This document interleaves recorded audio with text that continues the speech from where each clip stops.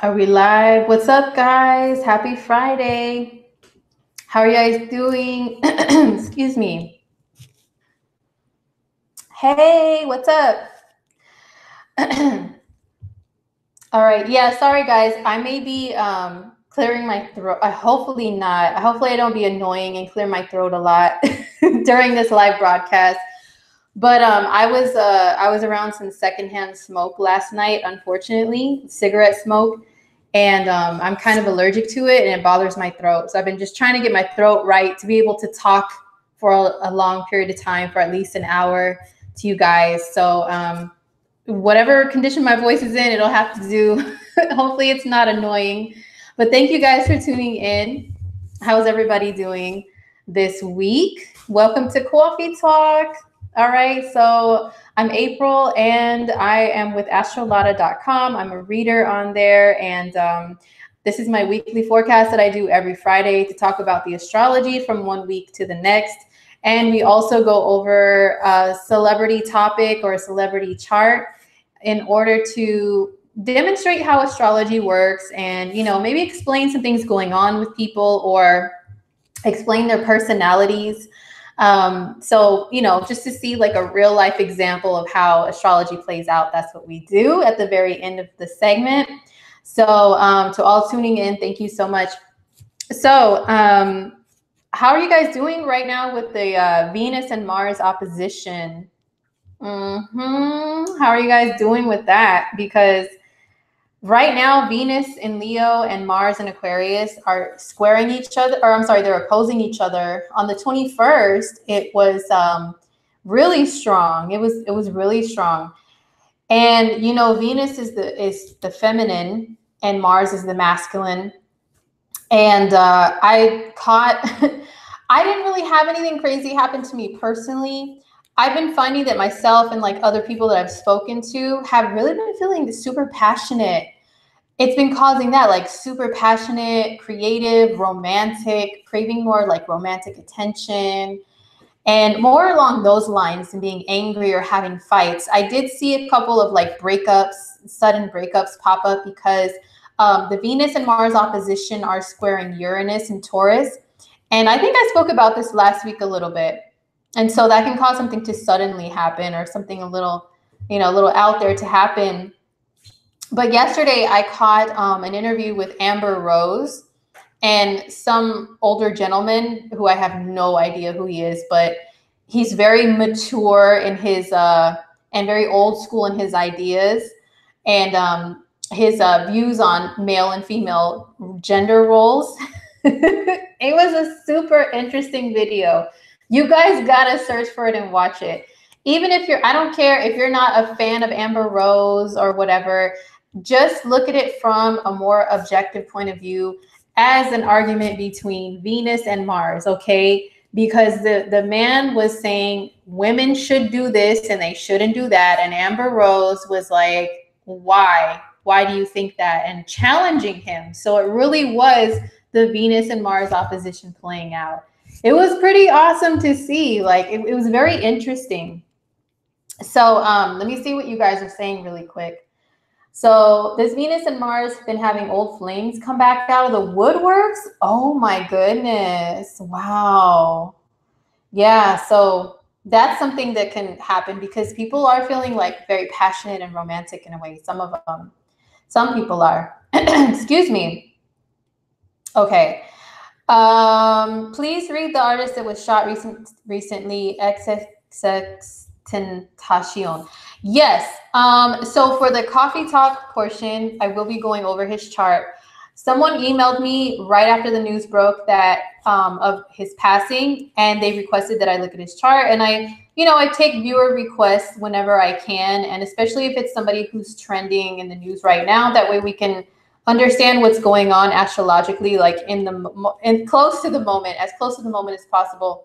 So I will be taking a look at his chart, you guys. And once again, if you have personal opinions about any celebrities mentioned, it doesn't really matter because we're supposed to be taking a elevated point of view away from emotions and opinions and kind of like dissect a chart and a person's life and see how astrology works. So we will be looking at him at the very end.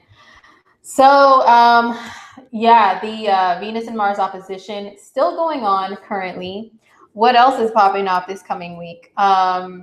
Venus is in a square to Jupiter coming up on the 25th of what are we in? June? Yeah, June. Oh my God, it's already half the year over. Venus is square Jupiter. So what that's going to bring is, well, you know, squares and oppositions. When we talk about them in astrology, we can just on a basic level say those are negative aspects, right?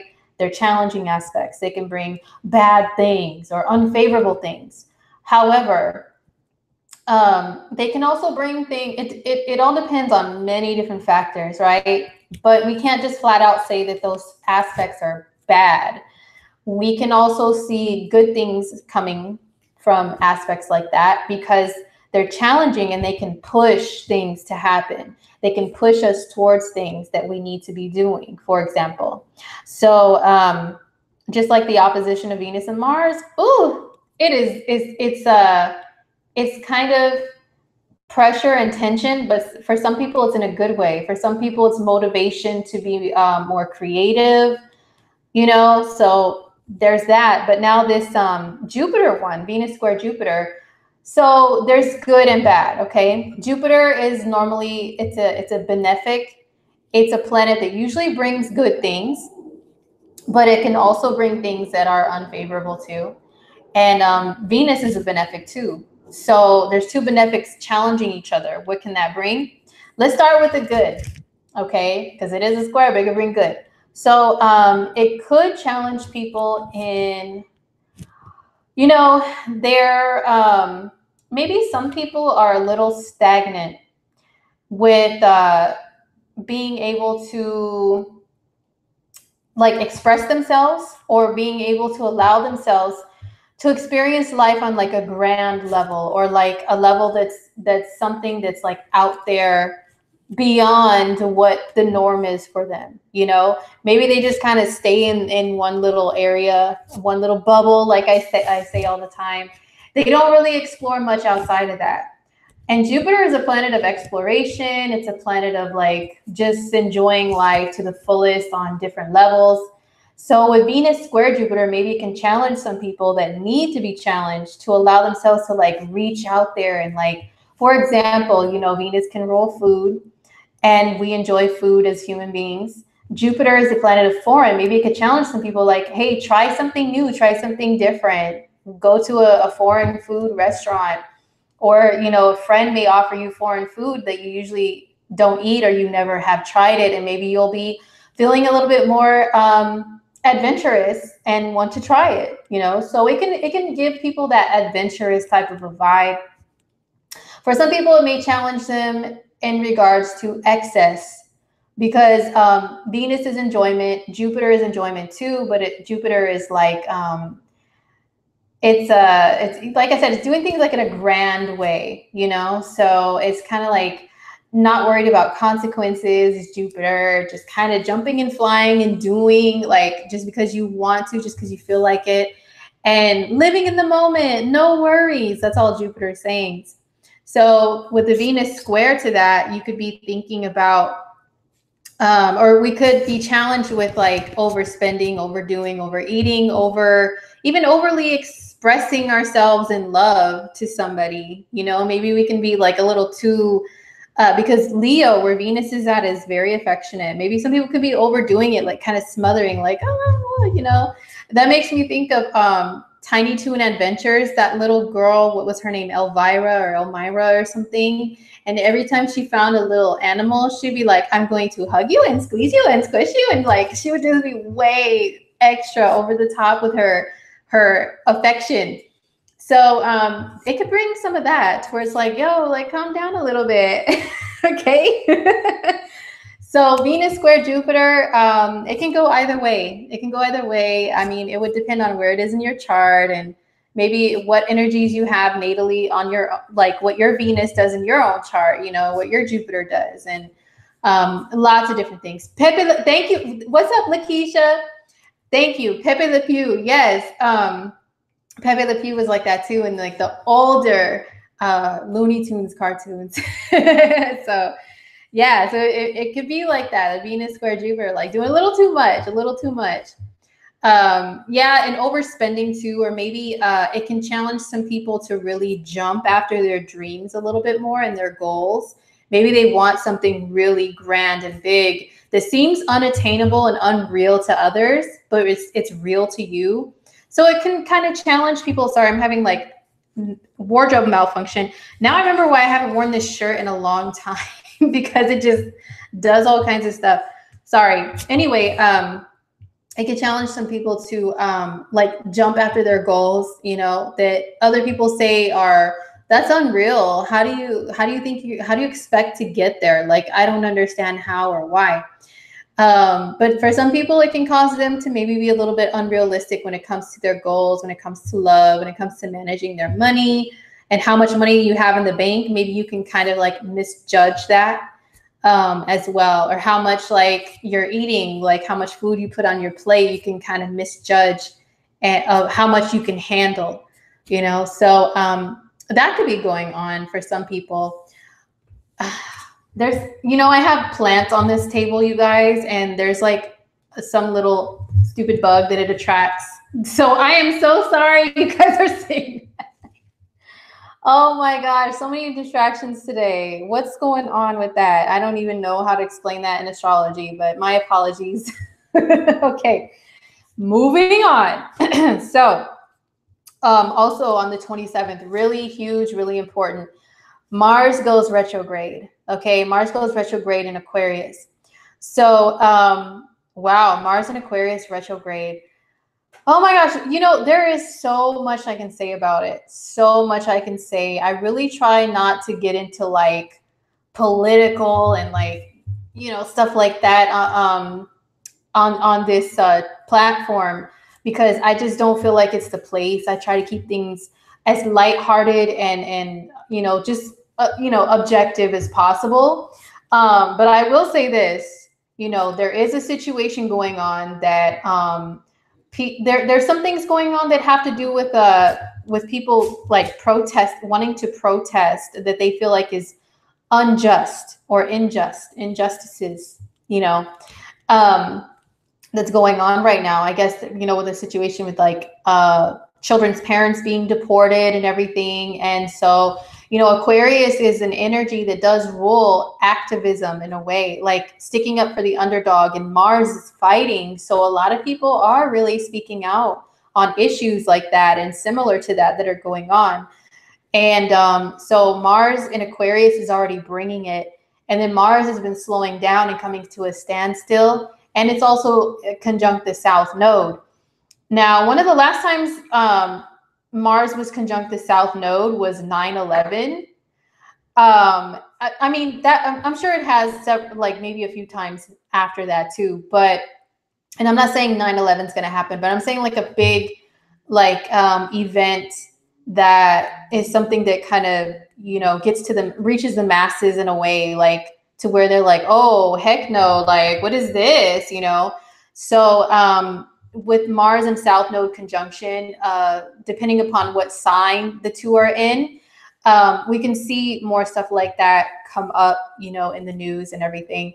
But yeah, so, you know, with Mars and Aquarius, people are more willing to like fight for injustices or maybe riot. Riots are Aquarian-esque too, like Mars and Aquarius, because Mars is fighting. Aquarius is standing up for things that, like, kind of rebelling against things and things that society thinks are okay. Aquarius is like, no, you need to look at it from a different perspective to see why it's not okay. So, and what's for the people and not just for the benefit of like the powers that be. Aquarius is all about that. So it's Mars is slowing down, and now it's going to go retrograde on the 27th. And you know what? I forgot to write down the dates of, but I'll look it up right now. So it's retrograde at 9 degrees Aquarius on the 27th, right, of June.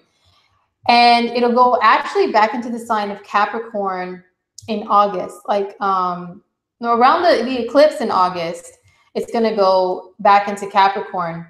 And then it's going to go direct August 28th in Capricorn. And it'll be back into Aquarius in September, like around the September 11th. Whoa. So September 11th, it'll be back into the sign of Aquarius.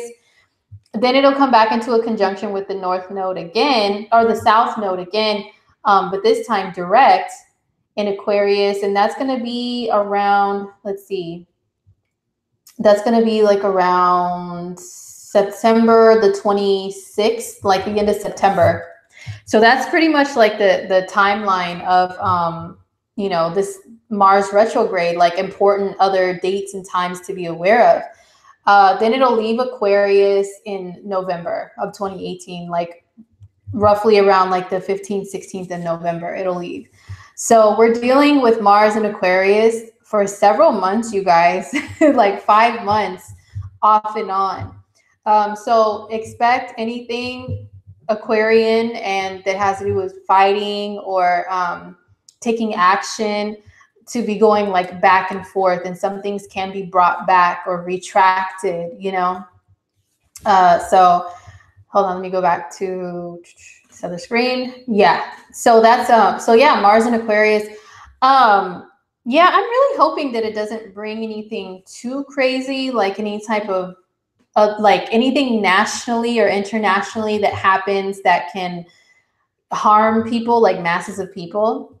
But, you know, you never know. But Mars in Aquarius, though, I mean, Mars retrograde, what I will say just generally for everybody, just in your own little worlds or whatever, is if you just watch what you do, watch any actions that you take, watch any expressions of anger that are irrational. If they're irrational when Mars is retrograde, that Mars can be like a boomerang and it can come right back at you. Oh my gosh, I've seen retrogrades like do that to people, you know, people that are like public figures, and then they say things and then there's huge backlash, you know, even worse than it normally would be without a retrograde, during a retrograde. So yeah, so that's Mars retrograde. It happens on June 27th.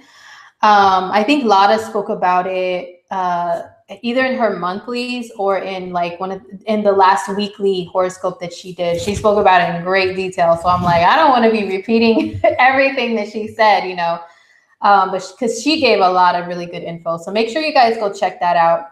So finally, this coming week, we have, excuse me, a full moon in Capricorn. So I will go through every sign to let you guys know what your horoscope is for that. This full moon in Capricorn is interesting because it's conjunct Saturn in Capricorn. Because the full moon is going to be at 6 degrees of Capricorn. And at that time, Saturn is going to be at like 5 degrees of Capricorn, like the later 5th degree. So it's very close to Saturn. And it's also making a trine to Uranus, which is good. You know, trines are usually pretty good aspects. And that's the major aspects that it's having to any other planets.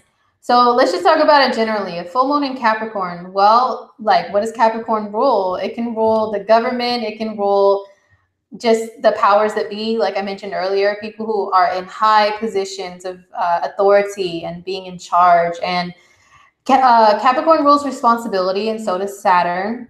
Being very responsible and mature, and being able to have lots of discernment and think about your consequences of your actions before you actually take them. Capricorn is all about that. Capricorn is about teachable moments, and Capricorn is like that older, you know, parental figure or authority figure that'll wave their finger in your face if you do something. I told you not to do that, didn't I? You know, like, what are you doing? Don't you know that's not smart? That's Capricorn all day. And with Saturn being its ruling planet in the same sign, it's like there's so much Capricorn there. Sorry, guys, I need to take a sip really quick. And speaking of Capricorn, is why I'm wearing this shirt with this color, even though the shirt is like bugging the crap out of me. You know, I try to like represent little things to do with like the astrological events with what I wear, or like, you know, the coffee cup I drink out of. This one is like an olive green color too. This shirt is like an olive green, like a military green. And I noticed that this color is associated with Capricorn. Now, if you are a Capricorn and you don't like this color, good for you. But in general, the energy of Capricorn, I noticed that people who have a heavy influence of it, that does affect like their style and their taste, or they have Saturn maybe in their first house or conjunct Venus, you know, like a prominent placement of Saturn or Capricorn, they tend to gravitate towards this color or this color. Okay. Yeah, like my husband is a Cappy rising, and his favorite pair of shorts right now are this freaking color. And the other ones are camouflage with this color in it. He's like super Capricorn. So anyway, oh, your boyfriend is a Capricorn and he loves that color. I know, or they wear camouflage a lot too. Or and my husband, his favorite shirt right now, it's like has the US Air Force logo on it. I'm like, dude, you're such a Capricorn, I swear. So yeah. Some Capricorns do gravitate towards black. That's another Capricorn color. Exactly. So anyway, the full moon is in Capricorn. And so we may, as a collective, be given some kind of a Capricorn themed thing going on. That could be around our sense of authority, our place of authority in the world, our position of power in the world. If we're lacking discipline in life, maybe we can get a slap on the hand somewhere. It could be somebody that is playing the role of Saturn in our lives, that points that finger like, what are you doing? You know, you shouldn't do that. I will go through every sign though, because it will affect certain signs in particular ways, but this is a full moon. So full moon involves the sun and the moon. So keep that in mind when I do your horoscopes, that whatever area of life I mentioned, AKA the house that it's in, it'll also affect the opposite end. Okay. It'll affect the opposite sign. So excuse me, full moons tend to bring some things to like a finalization. With the full moon conjunct Saturn, Saturn tends to solidify things, to ground things, to anchor them down. So people can have something going on to where they have to make a decision that's very serious, number one. Number two, it could be a decision that is they have to really commit to something, or maybe they're taught a lesson about commitment to things or being consistent with things, you know. A full moon conjunct Saturn, yeah, that could be like, okay, you really have to like sign your name on the dot, like sign your name, I mean your life on the contract, and you're like, you know, like, oh my gosh, this is a really big deal. Do I really want to do that? I have to really think out the consequences, think about the long term. Whatever it is that this full moon brings up could be something regarding the long term, because Saturn is all about that. So is Capricorn. They're about that life, okay? They're not about like quick fly-by-night, anything, get rich quick, anything, okay? So, yeah, so it is kind of a serious full moon.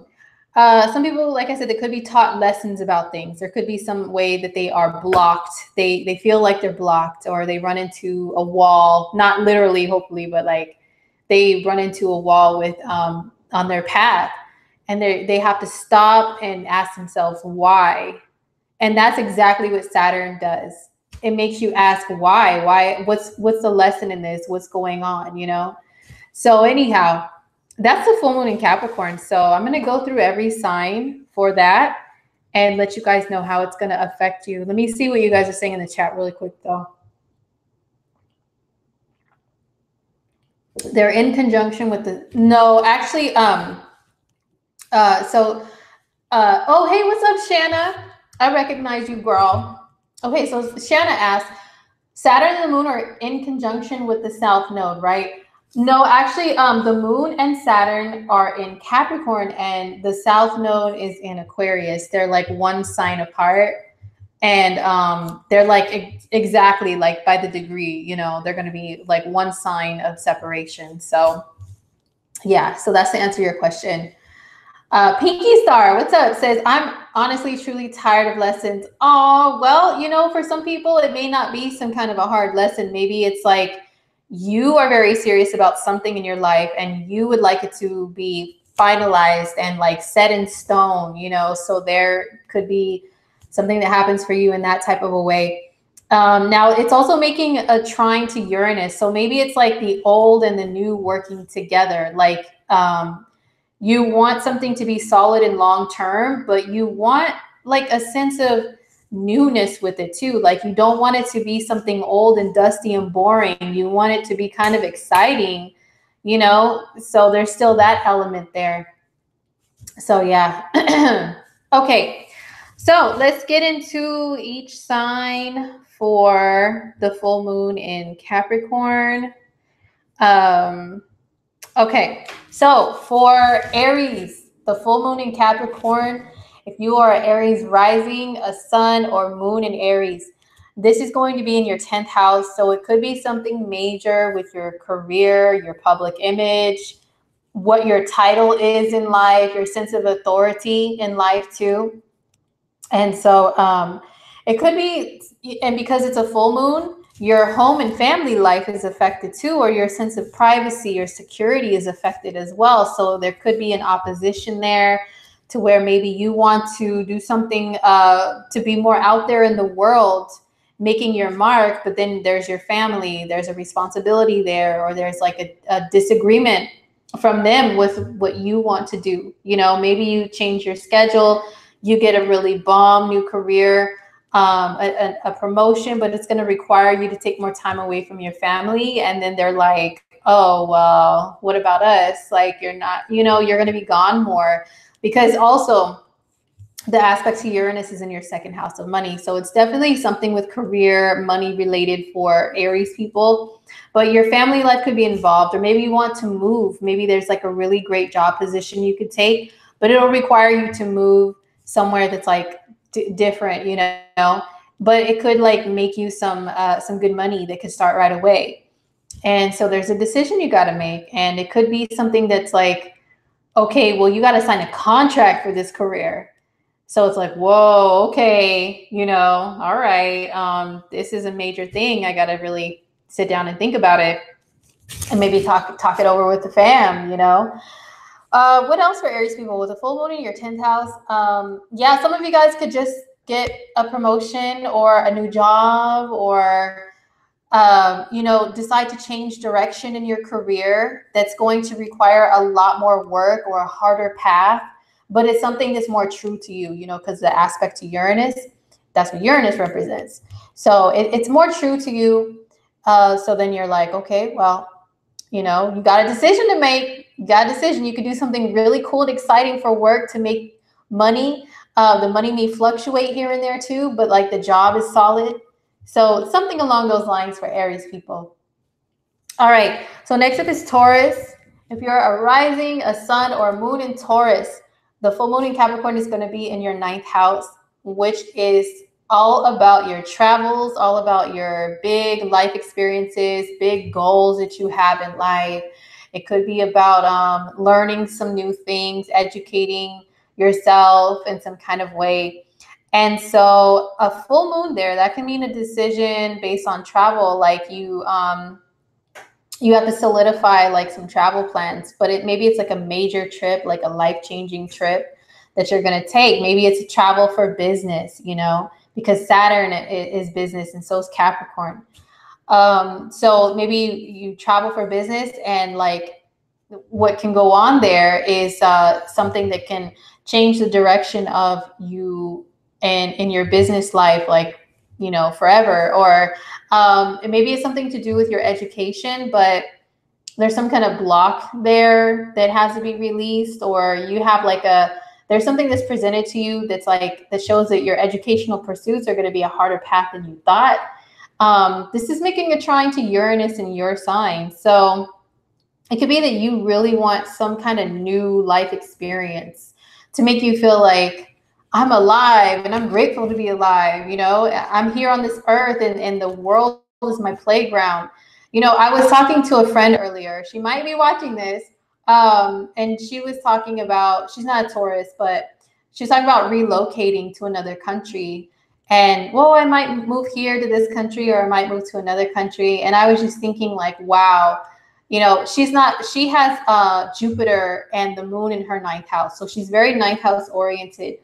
And I was just thinking like, that would be so awesome. Like, I wonder what it's like to think like that. Like, the world is your playground. The world is your home. So you have options like to live in this country or that country, because those of us that live a very average life, we just think like, if I have to move, well, maybe it could be to another state within my country, or it could be, you know, maybe like the next neighborhood over or a city within my state. You know what I'm saying? So when you have something happening in your ninth house, it can kind of make your mindset a little more like, I have this whole entire planet to explore, to, you know, as an option of like things to do, places to go, the things that I can achieve. Like, there's so much more out there. So there's something that could bring that to your attention. However, with the conjunction to Saturn, it may not be easy. It may be hard for you to get there to like a big goal or something, but, you know, it can maybe bring you a sense of newness in your life, because Uranus, once again, it's aspecting it from your first house of the self. And Uranus in your first house is like,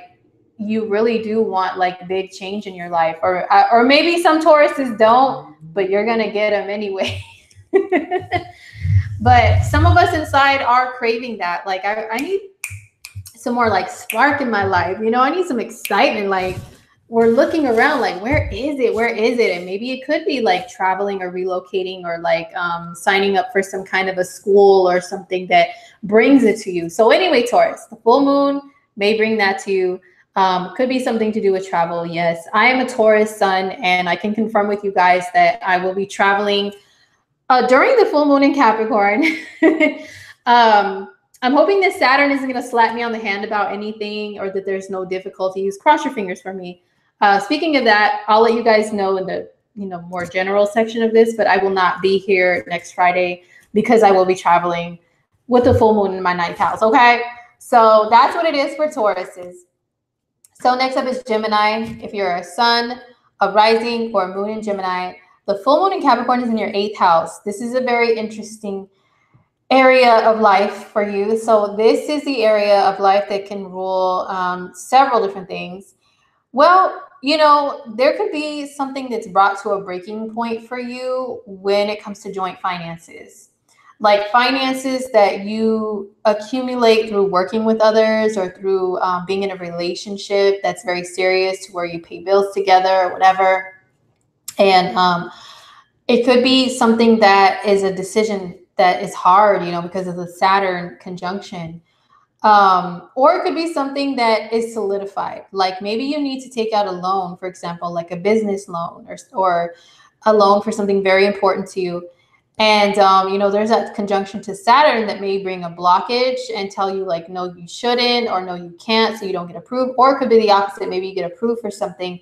It's going to take a long time for you to pay it back, but the long-term results could be great, because this is an investment. You know, there's the opposition of the sun and the moon, and the sun is in your second house of earned income and what you do with your money. So there could be something like that. There could be some of you guys that have to, I know a couple of Capricorns that actually have to go to court very soon, and it's to do with like the separation of assets. Like, I know one or Gemini, I'm sorry, Geminis that are dealing with this. Like, one Gemini that I know, they have to go to court to try to finalize their divorce. And the eighth house can show divorce because it's a separation of your assets.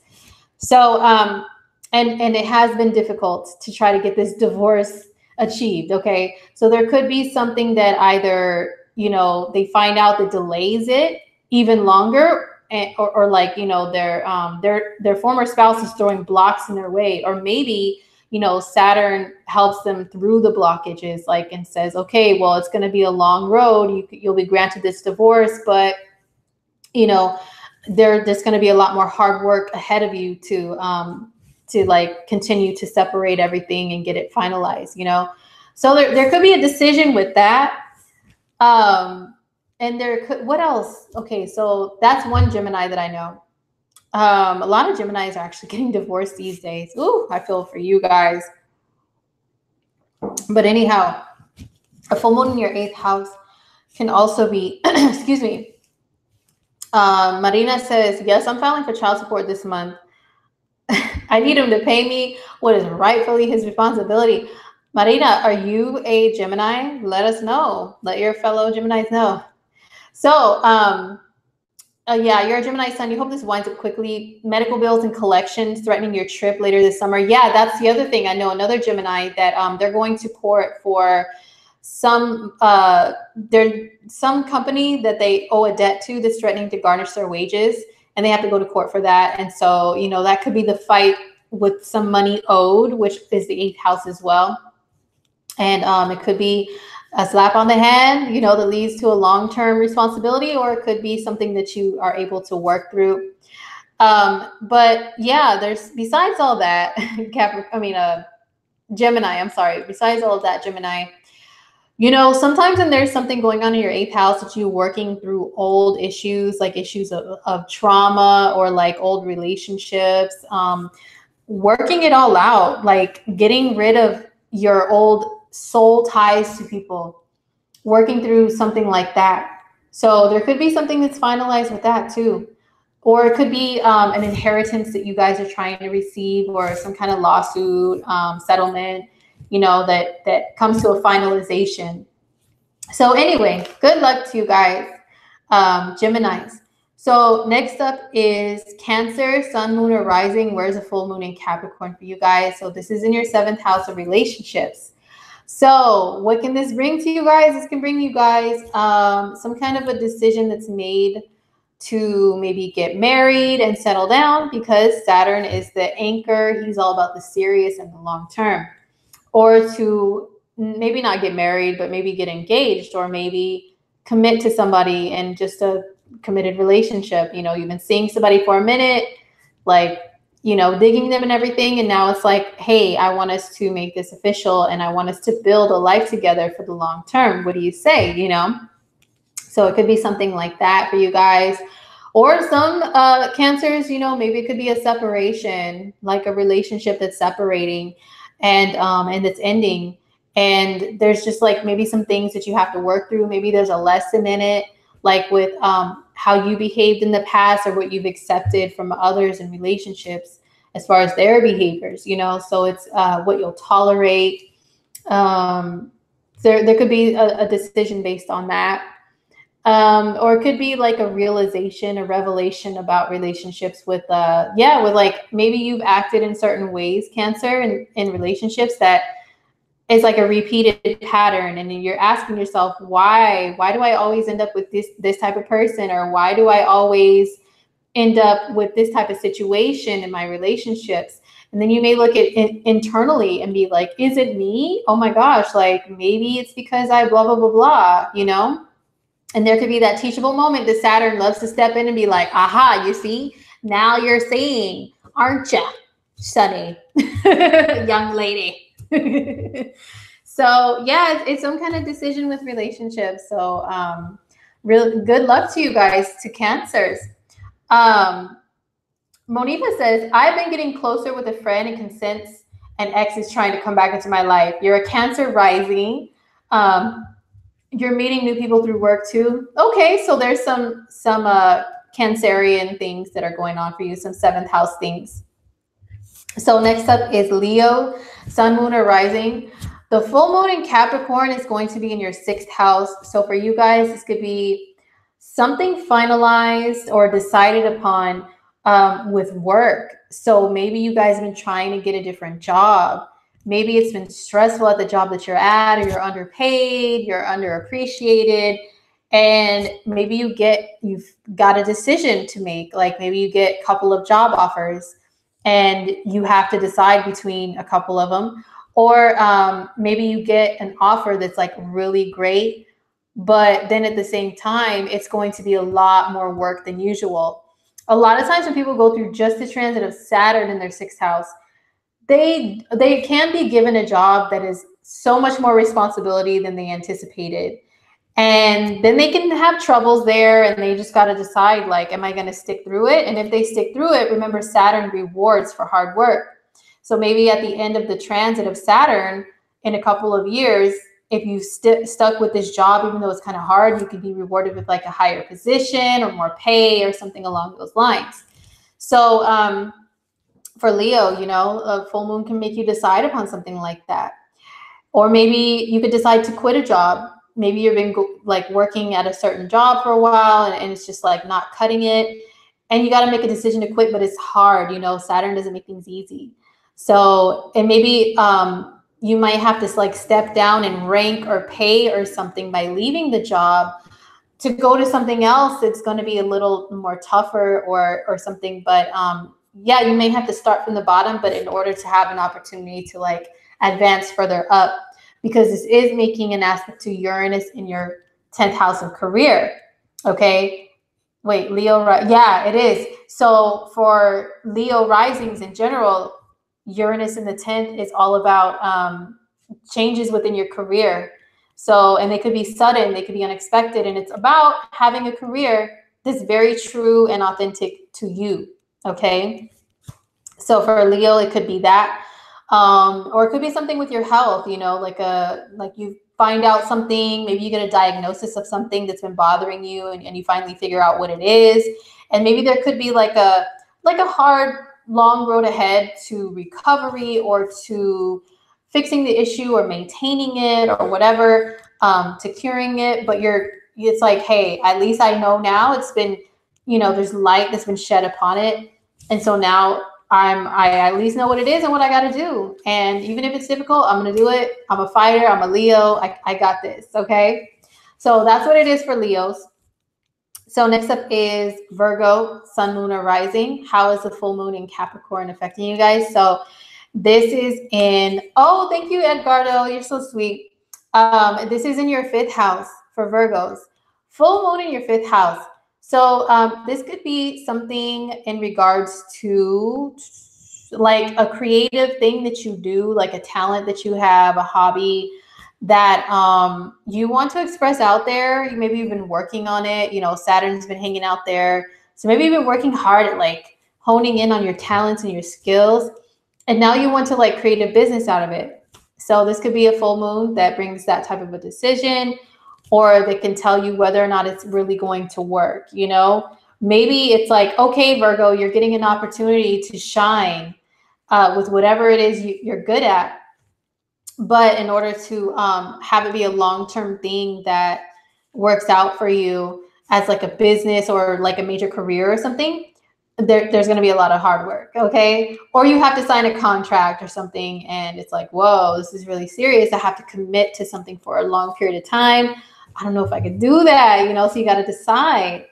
For some of you guys, it could be something in regards to children or the decision to have children that is affected, because, you know, maybe you've been like, oh, I want to have a kid. I love babies or whatever. Most Virgo energy people the Virgo energy in itself is not too fond of kids. But I mean, if you're a Virgo and you have kids, or you love kids because you've got like some energy of Leo or Cancer in your chart or something like that too, then you could be someone who really loves kids. You want to have kids, and maybe this full moon is like, whoa, like I've had baby fever and everything, but like this is a big responsibility to have a child. I need to think about the long term.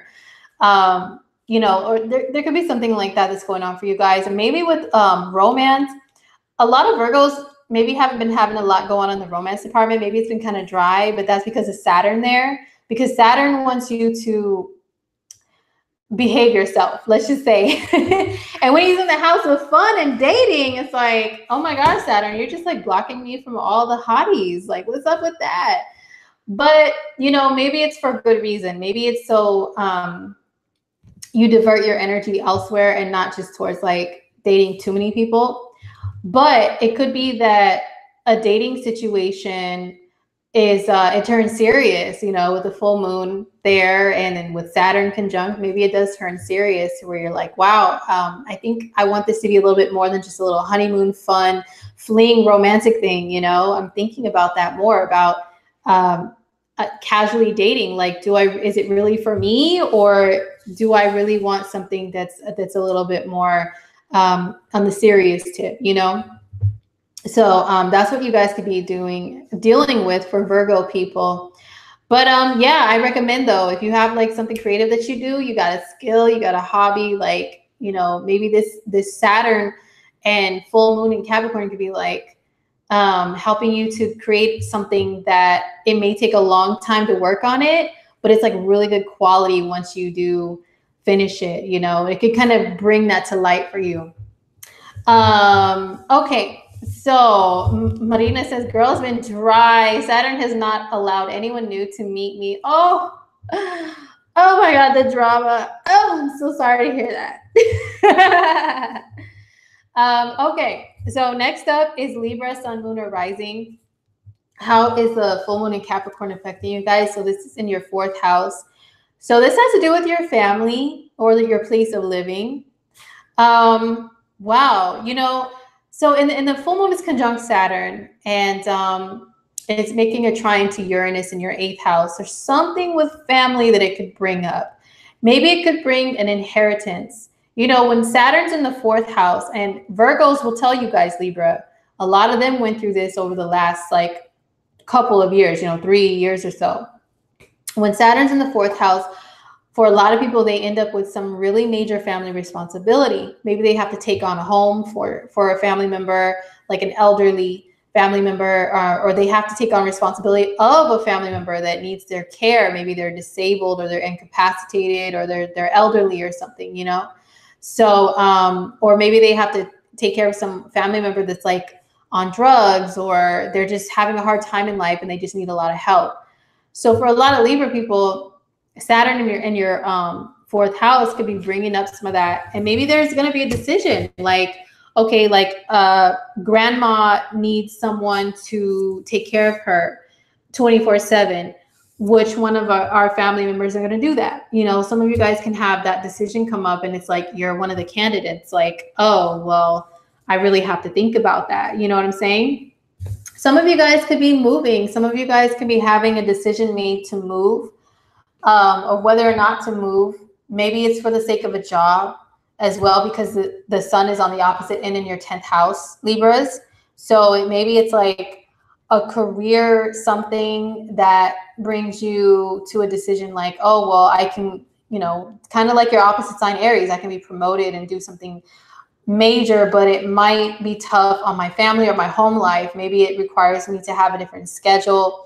But or like, you know, work somewhere that's kind of at a distance from home, and then my family's gonna be like, well, how are you gonna have time for us working all those hours that far away? Are you serious? You know? So or some of you guys can make the decision to move out of a home, and it could be something that is a little difficult, I won't lie. It could, because of the Saturn thing there.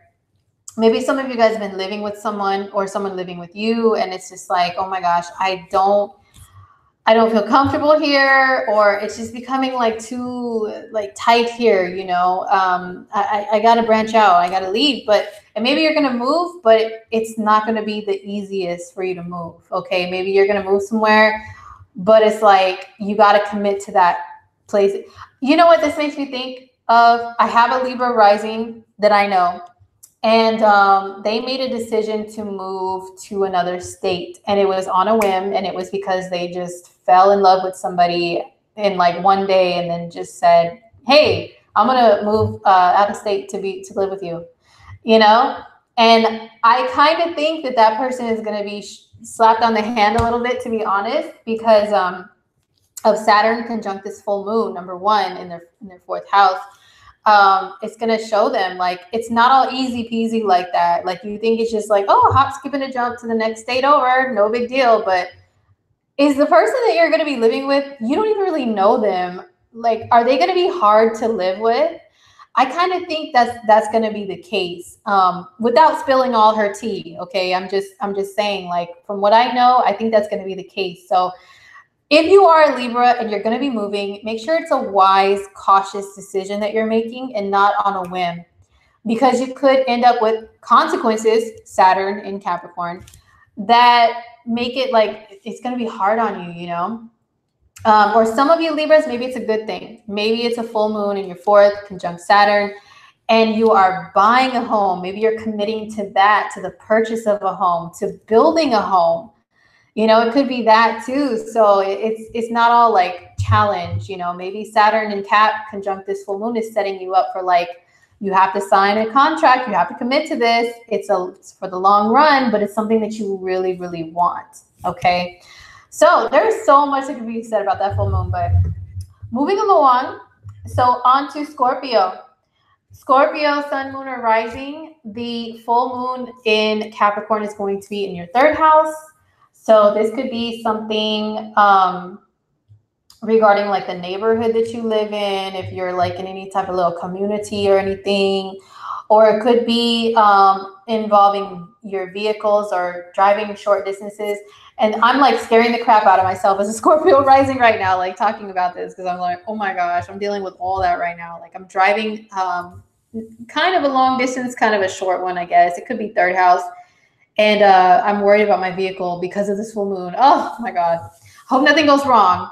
If you other Scorpios are driving a lot too, you know, maybe there could be something to where, because I've seen a full moon in the third house bring people to situations like that, to where they have to get a new vehicle, because the third house is how you commute, how you drive around, or what you ride around on, or whatever, to get around like where you need to go day to day.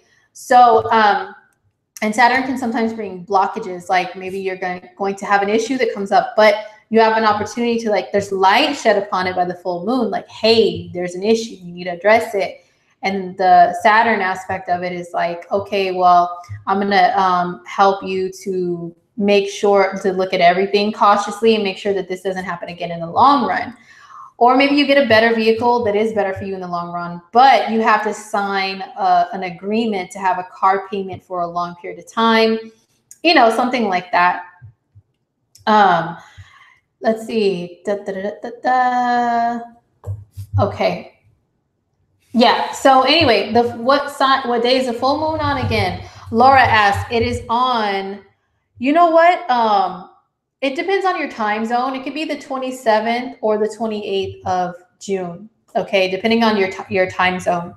I did notice that. So anyway, Scorpio, sorry. Some of you guys may decide that you want to do something like take some classes to learn a new skill, right? And you're like, oh yeah, I want to do this, but maybe it's going to be like not as easy as you thought. Maybe it's something you have to commit to for longer than you thought. Or maybe it's something that it's a skill you can learn. And if you really take the time, it'll be good for you in the long run, like for business or something like that. You have to commit to it. Like, people may hold you to it, especially, and also if you're you're a Scorpio, I'm sorry, and you do things that are involving like media and communication, and if you like start something, then maybe it's like something that can benefit you in the long term if you are consistent with it. And other people, you know, are looking at you like, okay, are you going to commit to this? Like, can we depend upon your consistency? You know what I'm saying? What else with the full moon in the third house? There could be something with like a change in the direction of the life of one of your siblings or a cousin or someone. That we usually say with the third house. And I can validate that because whenever there's third house activity, I do have like something going on with my sibling as well. But my sibling is a Capricorn, so, you know, that kind of fits the bill a little bit better for me. But yeah, Scorpio people, just whatever, if you are driving around, if you're traveling at all, you know, long distance, short distance, whatever, make sure you check over your vehicles. I'm going to take my own advice. Okay. Hopefully you guys will still see me after this vacation I take, because I will be driving.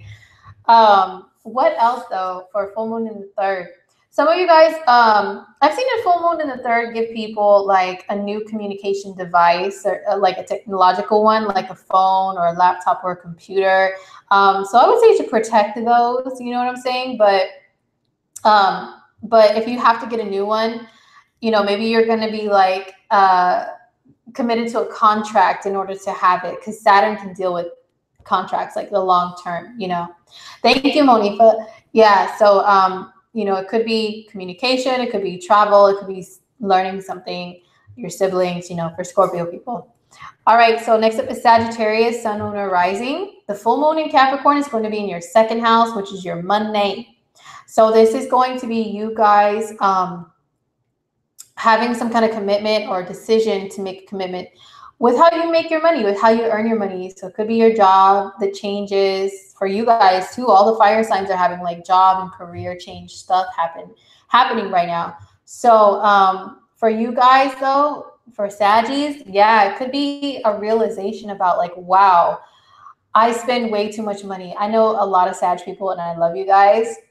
Sag is one of those signs that they will just ching, just spend, you know what I'm saying? And not even really think about the consequences. And somehow money magically comes back to them.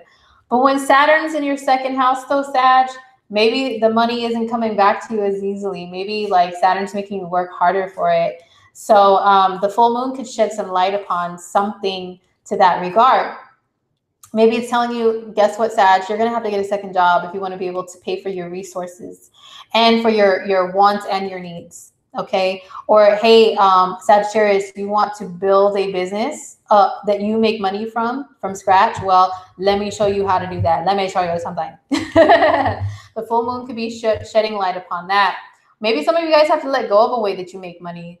Like maybe you have to decide to do that. Like, you know what, this job isn't cutting it for me. I need to get a higher paying one. And maybe you quit.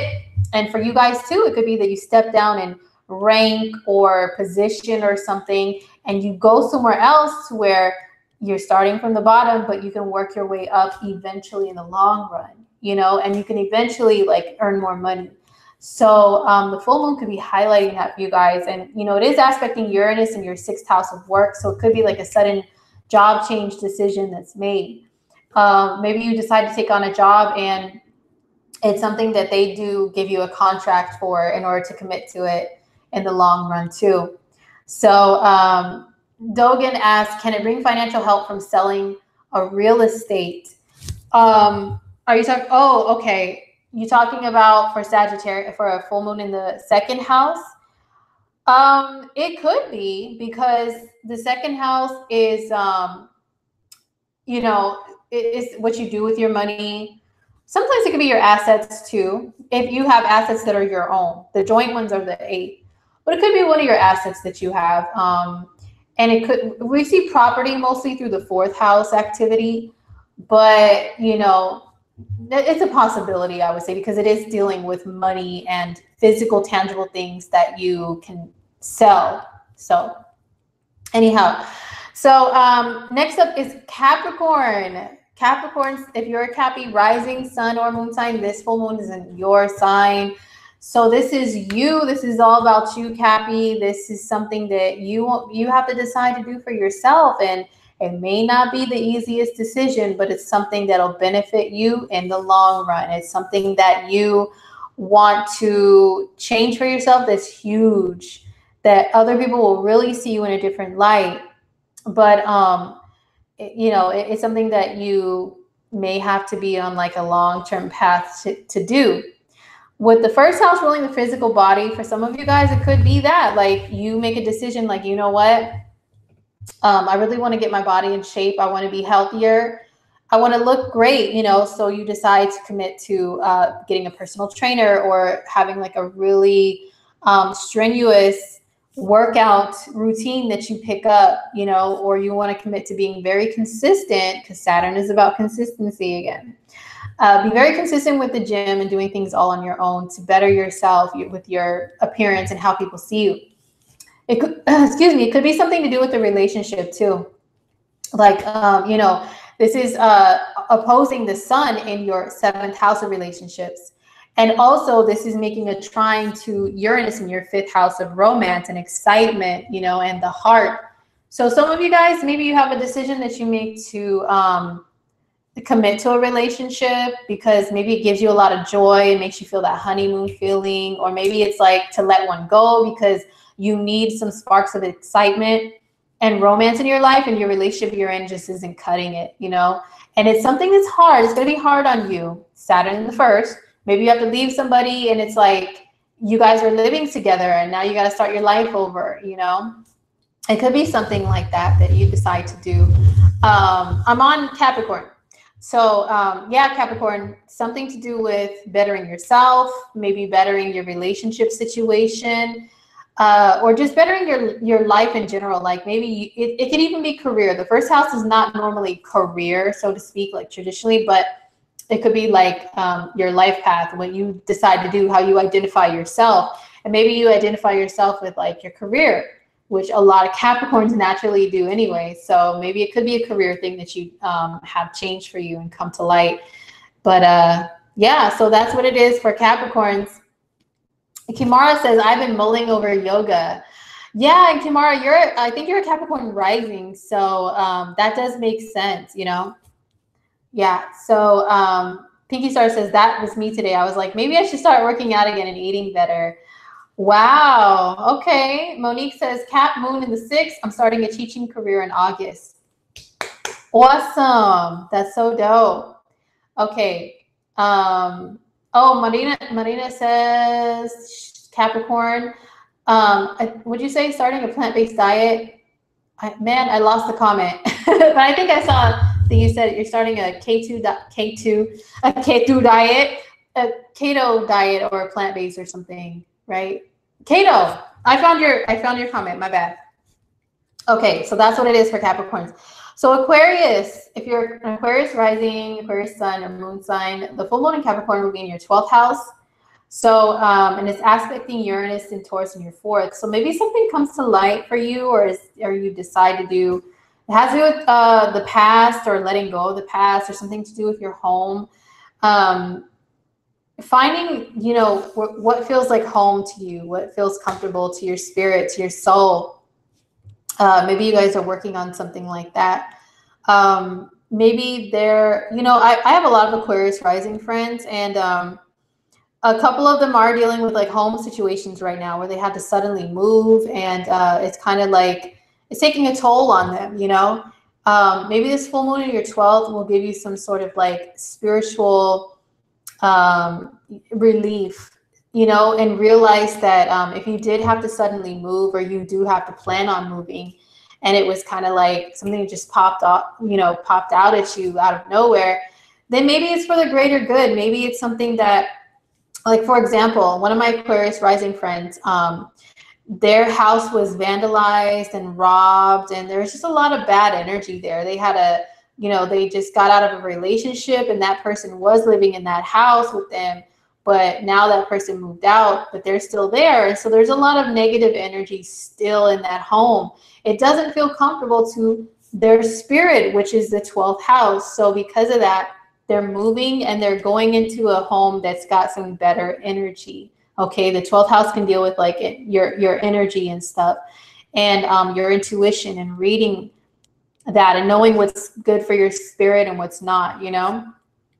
So yeah, so anyway, for Aquarians, the full moon in Capricorn in your 12th, it could be telling you need to kind of take some time off of work. You need some work-life balance, you know. And maybe it's more on like the chill side, like I need to chill out. Maybe I've been working a lot, I've been working too hard, or I haven't really been taking out any time for myself to do any self-care. Like, of course, I'm sure Aquarians, I'm sure you've been showering and all that stuff, you know. I'm not saying that, but I'm saying self-care, meaning like, you know, getting up in the morning and actually enjoying getting up and taking the time to make yourself like whatever drink you make in the morning, whatever you make to wake yourself up, you know, or to do a little exercise in the morning before you, or meditation or yoga or something in the morning before you actually start your day, rather than jumping up and hopping in that hamster wheel, because the opposite end is the sun in the 6th house, which is all about that. Okay.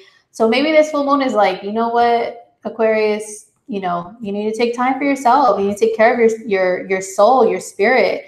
Otherwise, how are you going to perform at work, you know? So there could be something along the lines of any of those things going on for Aquarius people. So last but not least is Pisces. If you're a Pisces sun, Pisces rising, Pisces moon, the full moon Capricorn is in your 11th house. So this could be something to do with groups that you belong to, that you associate yourself with. So for example, like if you're a representation of a certain anything label, you know, maybe it can be a change there. Maybe you could decide like, I want to be affiliated with this particular I don't know, network of people that has a name and a cause, you know. But if you do, maybe it's something that is going to expect a lot of commitment and time out of you because Saturn is in this conjunction, okay? Maybe it's like, well, yeah, you could be a member of our group and everything, Pisces, but we expect you to be here for at least a couple of years. We expect you to do this, to do that, like to put in a lot of work and effort, you know? Maybe it's something to do with a friendship too. Full moon conjunct your Saturn. Maybe it's like you have to let go of a friendship and it's going to be something that's difficult to do, but in the long run, maybe it'll benefit you. You know, maybe this person you were hanging around isn't really a true friend. Maybe there was a lack of reciprocation in the friendship, or it was just too a high maintenance friendship, you know. Like one of my sons is a Pisces rising, and you know, his friend is supposed to be going on this trip with us, right? But there's a lot of like wishy-washiness, a lot of issues with his friend, you know, coming along. So I'm hoping this full moon will bring like a resolution to that can maybe this trip will help solidify their friendship even more. You know, these guys are kind of like brothers. Maybe it'll make them a little closer to have traveled together and had adventures together. You know what I'm saying? So Saturn solidifies. He doesn't just always like, what pal, you know, smack you. So maybe it could be that. I'm hoping it's that for him. I'm hoping it's nothing like, you know, friendship problems. But some of you other Pisces may experience something similar to do with your friends or group, or maybe you have to leave a group and maybe it's going to be like difficult for you to leave one, you know, but it's like, well, in the long run, it's better for you because these people just have different views, different image than you do. And do you really want yourself associated with that? Like there could be a lesson in that that's brought to the forefront. So that's what it is for Pisces people. All right, so that's what it is this week in astrology, you guys, in this coming week from June 22nd to the 29th. So if you are piecing out because you don't know who this rapper kid is that I'm going to do the chart at the request of viewers, you don't really care about celebrities in astrology, it's cool. We still love you. I will see you in 2 weeks, okay, back here on Coffee Talk. And if you would like a reading, hit me up. I'm still taking readings through this next week before I take off. So if you would like a chance to get one, I will be taking a small break though, which I'll try to put somewhere public where you guys can see. I will be accepting reading requests, let's say through the 28th. All right, through the 28th. And then I'll start them back again if everything goes well with my trip. So I'll let you guys know. So if you would like a reading, hit me up on astrolada.com. The info will be below and it'll also be in the I button. Okay. All right, guys. So now let's take a look at this chart. Very interesting stuff. If you guys are not aware, excuse me, there is and forgive me if I pronounce this man's name wrong. Okay. So there is somebody who's a rapper. A lot of young fans are like going crazy. You know, I guess he was kind of like comparable to like a Tupac or a Notorious B.I.G. to all the young people. Now his rap name is XXXTentacion. Okay, Tentacion. I guess it means temptation. So I was listening to him describe like where his name comes from, and that's where it comes from. Like X means unknown, like the unknown, like in an algebra equation, right? So it's this unknown temptation, and that's the way he lived his life. Is there's unknown temptation always affecting him in some sort of way. That's what I caught from it. So excuse me. Okay, so anyway, he was brutally gunned down a couple of days ago, like early in the week, okay? And a lot of people were speculating, oh, it's a hoax. He's just faking his death for a video shoot. And, you know, a lot of conspiracy theories that always come up when someone who's very well known passes away. But unfortunately, there's been a lot of confirmation from like family and from officials that no, it's true. You know, he's not here anymore. So what had happened was he was shopping for a motorcycle at a shop And then he walked out of the shop. He went to his car, and then he was like, I guess, ambushed, and they, some gentlemen, no, not gentlemen, some thugs robbed him, and they killed him. And what's crazy is people ran up with their cell phones, Snapchatting and recording him in the car, rather than like, there was one person that was checking him for a pulse and trying to, help him out. But people were like, spectating, oh, look, filming something. And that's something that's been coming up too. Like, I think Mars and the South Node in Aquarius is bringing up this point of like social media. Nowadays, everybody, your Aquarius can rule social media and technology. And it's bringing something to our attention, like, now we're so focused on like capturing something to be able to gain a lot of likes, follows, or whatever, instead of living life through like the present, and maybe helping someone out. People are living their lives through a screen, and they're trying to like make names for themselves and gain notoriety. Like, it is very easy nowadays to do that, to go viral. Everybody's seeking that out, But anyway, I'm not going to get too deep into that. But a lot of people had an issue with that, which I will agree with that, So anyway, that's what happened. And, this young guy, he got a lot of controversy because he has a criminal background, and the background wasn't too, it was not like it was, so far in the past. It was like while he put music out, he got into lots of trouble. There are lots of charges against him for multiple things. And, he said that he grew up, I don't remember if they said that he had an abusive upbringing, but he witnessed his mom being abused. I think he said his mom, like verbally or mentally abused him. There's, so he had a rough upbringing, let's just say. Okay. And I think his mom was a very young mom too. I looked at his mom's Instagram, and she does look very young, or she's just blessed with good genetics or something. But I pick up, now here's what I pick up on before I show his chart. We do not have his birth time as of right now. Okay, no birth time.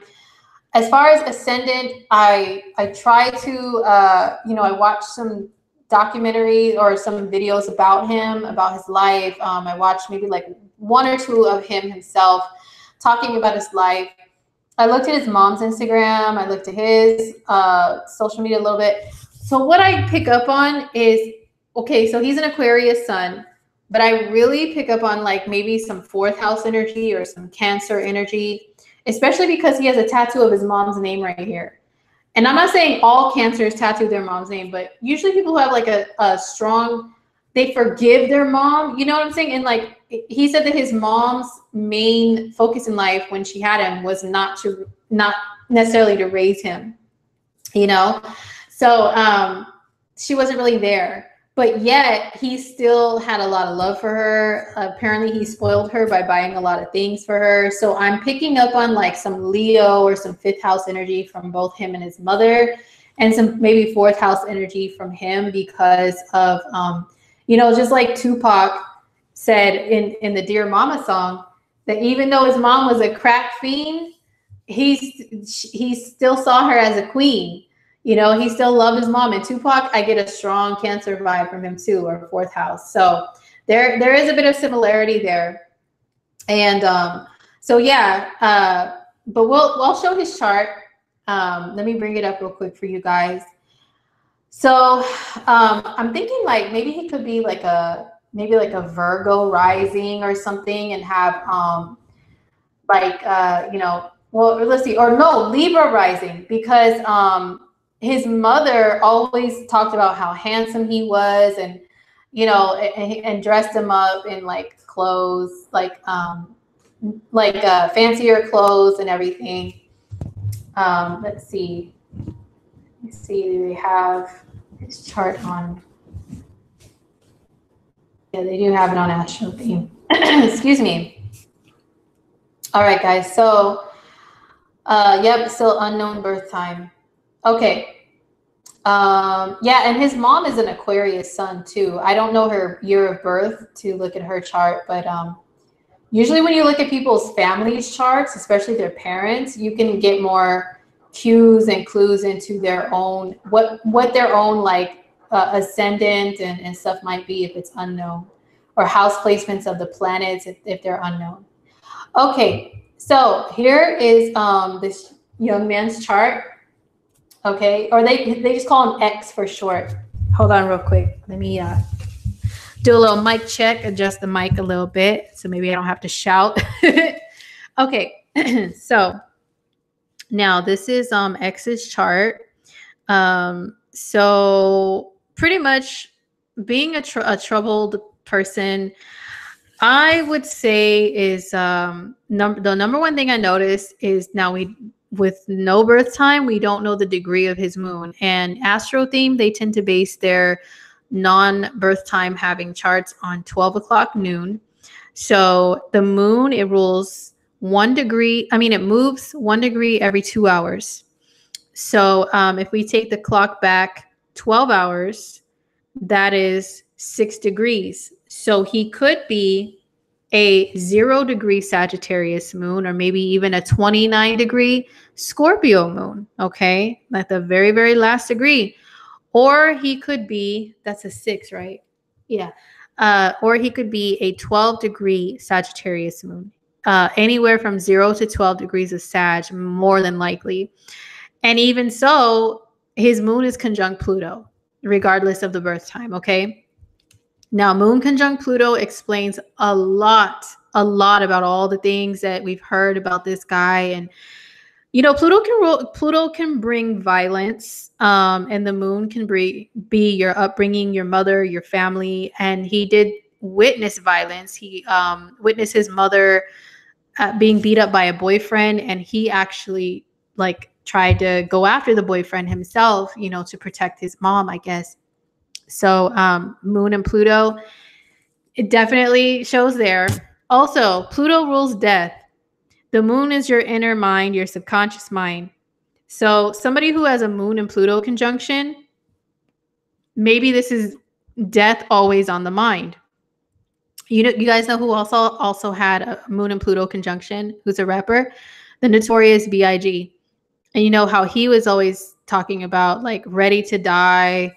That was his album title, Ready to Die, you know? And like he always talked about death in his songs too. So a moon and Pluto thing. And I think Tupac had a moon and Pluto opposition, or he had something aspecting Pluto in his chart. So, you know, those type of people can always have Pluto. This is definitely Pluto on the brain all the time. So this is somebody that definitely has a lot of dark thoughts within them. And as far as the rest of his chart, well, he, you know, people said that he spoke in a very like articulate or mature manner for his age. And he seemed to know a lot about different things that, I mean, he was only 20 when he passed. I think he was about 18 when he became popular and well known. But people said like that he seemed kind of mature, you know, with at least with his communication. And that can be attributed to Mercury and Capricorn, because, you know, Capricorn is a sign of maturity. Mercury conjunct Venus, a lot of times people that have this aspect, they end up doing something creative for a living, because Mercury is skills of the hands, but also it's how you communicate, how you speak and everything. And hold on, let me make sure. Yeah, I'm still on. Okay. And, you know, also Mercury could be the voice and how you use your voice, and Venus can soften it. So it can soften it or make it more like creative and pleasant to listen to, or can help you to come up with creative ways to use your words. Okay. So this is one reason why maybe he gravitated towards music. But another reason why he gravitated towards music is because he has a conjunction between the Sun and Neptune. Now, they're in different signs, but they're still conjunct by degree. And Neptune is one of the rulers of music, and his Venus is conjunct Neptune too. So Venus is creative, Neptune is creative, you know, so there you go with that. And then the Sun and Neptune, you know, the Sun is the expression of yourself, your conscious expression of yourself. And then Neptune is like fantasy, and it is like fine arts and things. So, enabling music. Okay. So, and this is why he expressed himself creatively with the way he looks too, is because of the Sun and Neptune conjunction, but also because the Sun and Uranus are conjunct. And it's crazy because this guy was like uber Aquarian, because of the Sun and Uranus in Aquarius, and Uranus rules Aquarius. So these two planets together make for somebody that especially rebels against society, societal norms. I saw like a little video clip of the guy talking, and he pretty much said anybody that doesn't allow themselves to look how they want to look because of society's standards is stupid, or something like that. Something very young sounding, but but I get the point though. That's very Aquarian. You don't have to depend upon society to determine how you look, what you do, who you are. You can just be you, be yourself. That's a big message of Aquarius energy. So that's why he had like the dreads and the shaved eyebrows and the tattoo on the forehead. That's that Aquarius look. And if you are an Aquarius and you say, well, I'm an Aquarius, I would never have tattoos, I would never, maybe there's other things in your chart that would make you, that kind of, tackle over the Aquarius energy. Okay. But this is definitely an Aquarius thing. So, and the whole thing with, in the end, he wanted to do charity work. I'm wondering if he went through any, like if maybe it was like a 12th house transit or something. I don't know. But when he was going through a lot of troubles in the past, like getting in trouble with the law a lot, and the alleged beating of a woman that he was dating, Saturn was in Sagittarius, and Saturn was transiting over his moon and transiting over his Pluto. And Saturn on the moon, that can make people really think life is so hard, it's so harsh, and it can maybe sometimes make them do things like that. Not everybody, but some people react, and everybody reacts in different ways. And also Saturn transiting over his Pluto, that's working on the lessons of Pluto. Okay. On the dark side of Pluto, like, Saturn could have been sitting heavy on his Pluto during some of that time and telling him, look, son, you need to control your violent tendencies. And maybe he just kept doing it over and over again, not listening to Saturn. Then that's why he got put in jail, and he actually got in trouble with the law finally because of, that Saturn transit right here. What was going on at the time of his passing? Well, he had Pluto was right here. Okay. Pluto is about at like 19, 20 degrees of Capricorn. And so, Pluto on Mercury also could be one of the reasons why he committed some violent acts too, because Pluto can rule violence and Mercury can rule the hands. You know what I'm saying? And Pluto has been in Capricorn since 2009. So it was probably around these degrees as well when that incident happened, like almost 2 years ago with this young lady. And, Pluto on the brain is also Pluto on the Mercury. Like he could have been speaking about death, talking about very dark things because of Pluto transiting here as well. And, right now Pluto is still around the same degree. So, and Venus and Pluto conjunction, Venus is women, and so Venus and Pluto could be a violent relationship with a woman.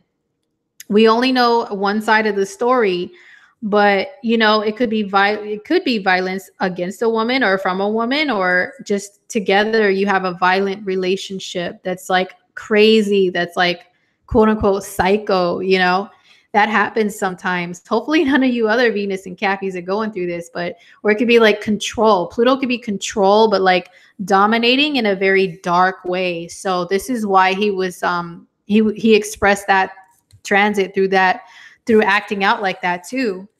So I think Pluto here, Pluto on Mercury is driving vehicles. So that is apparent with how he passed away. Also, what was going on at his time of passing, what's very interesting is Mars was at 8 degrees of Aquarius. Okay, Mars is at 8 degrees Aquarius. What's at 8 degrees Aquarius in his chart? Uranus. Uranus rules sudden, shocking, unexpected things happening. Sometimes Mars and Uranus can mean a car accident. Sometimes it can mean like some violent thing that suddenly happens out of the blue that really harms you. It's, you know, because Mars can cause violence too. It's the actual act of acting on your aggression and anger. So this was exact, and it was very sudden, very unexpected. Well, it, you know, he did say some things that seemed to be kind of prophetic about passing away and everything, and I think that's attributed to his Moon and Pluto natal conjunction, and Pluto here near his Mercury. So he's had a lot of Pluto, but I think that was the main thing was, you know, and the South Node as well. The South Node is in Aquarius. It was around the same degree. The South Node in Mars, you know, the South Node could be returning back to somewhere, but in Mars is violence and it's sudden. So I think he even said something like, there's a quote floating around that he said, if he dies, he's coming right back, or something. I don't know, something about reincarnation. And you know, the nodes do have something to do with reincarnation in astrology and coming back. So maybe his soul returned back to wherever it came from, but it was in a violent and sudden way. And you know, also another thing is your Mars return, whatever sign your Mars is in, your Mars return begins as soon as Mars enters that sign, but it builds up momentum and increases once it gets around the degree of your Mars. So Mars is at 8 degrees, which is very far away from his Mars. However, it was still like the time of his Mars return. And Mars is also conjunct his sun, transiting Mars. I mean, it's conjunct his sun too. And sometimes when Mars conjuncts your sun, transits over your sun, people get injured as well. Their body gets harmed. You know, things like that can happen with Mars on the sun, Mars on the ascendant as well. That's a very common thing. So yeah, but like it was his Mars return. Sometimes in your Mars return, even if you are being peaceful, there's other people that could come out of the woodworks that like want to attack some kind of way. Like they point that Mars arrow at you. And that's exactly what happened apparently, because he was robbed. So far, they haven't found a motive that was like in regards to anything else, anything personal that he did. It was mainly like a robbery, because his you know, he had a Louis Vuitton bag that had money in it stolen and everything else. And you know, the person that they are alleging that did it was allegedly flaunting his money and his things on the internet after he did that. So yeah, but that's just what I have to say about his chart. I honestly, like personally, I wasn't really too familiar with the guy or his music. I really had to do a little bit of research on this one to kind of pick up on energy and stuff like that. But yeah, once again, I feel some kind of a Cancerian energy from him, or fourth house, because number one, they said he hardly ever left his home or his hometown. Like he was born in Florida, and then even though he made it and he got lots of money, he still lived in Florida. He didn't like move to New York or LA or Atlanta or something like everybody else. He stayed in his home state. And number two, the tattoo of his mother's name. Number three, his parents said that he cried a lot as a baby. He was a very sensitive baby, cried a lot. And he kind of has those eyes that look like they're about to cry all the time, you know? And that's associated with the energy of Cancer or the fourth house. So it could be that maybe he has a fourth house moon, or like fourth house. He could be Libra rising with a fourth house stellium right here or something like that, you know? Never know. Well, we won't know unless they release his birth certificate. But anyway, you know, regardless of any opinions or anything, it's still very tragic when anyone is just suddenly taken, their lives are taken like that. And supposedly, the news came out today that he has a kid on the way, and that was confirmed by his mother and some of his reps. So that'll be interesting. But I also think, and one last point, and then I'm gonna peace out. But because he's an Aquarius, Aquarius energy brings masses of people together. And because, you know, Mars and the South Node are in Aquarius right now, and Mars is really strong by coming to like slowing down. I think that's also why there's been like riots associated with things like gatherings in his memory. And there's even more gatherings like that are popping up that people are doing, like to what's the word I'm looking for? Like they're doing gatherings to celebrate his life, or, you know, to remember him and everything, because, and also it's reaching the masses, you know, Aquarius and Uranus energy. And apparently, yeah, he did reach a lot of kids with like whatever messages he had in his songs. And as a matter of fact, I think the day of or the day after he passed, I was at Victoria's Secret, and there was a girl, like a really young, like junior high age girl in there, and she had his name written on her arm in marker. And I guess that's like a thing that the kids are doing. So he really did reach a lot of kids with his music. A lot of them looked up to him, you know, and I think that's his Aquarian influence. And with planets in Aquarius right now, that's why like people are gathering, you know, Aquarius deals with gathering. So very, very interesting stuff.